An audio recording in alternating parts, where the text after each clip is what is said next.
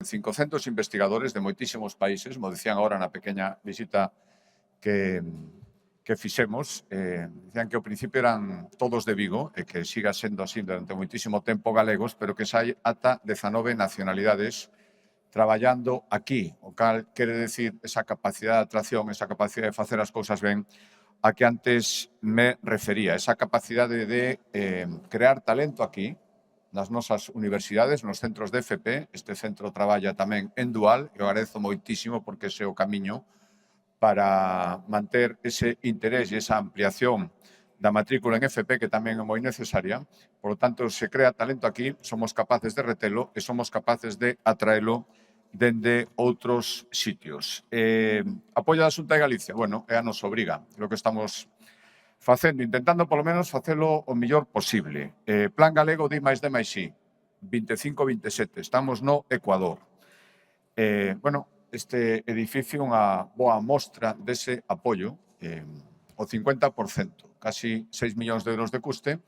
A Xunta de Galicia aporta, creo que moi ben aportados. Estou seguro que multiplicará esa inversión nos beneficios do que aquí se faga, pero aportamos un 50% facendo realidade, pois o que antes decía, esa colaboración público-privada, que nós sexamos o motor para que despois a creación de riqueza, que non está nas administracións. Nas administracións somos as que temos que poñer as condicións, e as condicións é dar eses apoios para que despois todo fluya e todo funcione. Simplemente acelerar o talento e as capacidades que ten o sector privado en Galicia. Esa potente rede de centros tecnolóxicos que temos en Galicia, algúns deles concentrados aquí, que é para, dende logo, para presumir e probablemente para dalos a coñecer, e iso é dar a coñecer o talento da xente que traballa neles, moitísimo máis todavía. Dende o ano 2009, a Xunta de Galicia ten investidos nos nosos centros tecnolóxicos 225 millóns de euros, exactamente.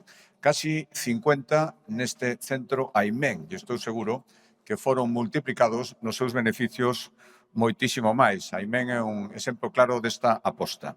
Imos seguir por aí, e con isto remato xa, a Estrategia de Innovación Empresarial 26-28. Por lo tanto, neste mesmo ano hai que arrancala. O que busca é simplemente iso, seguir axudando a quen traballa, a quen crea riqueza, a quen investiga, a quen é capaz de darlle un sentido práctico para que todo poida seguir.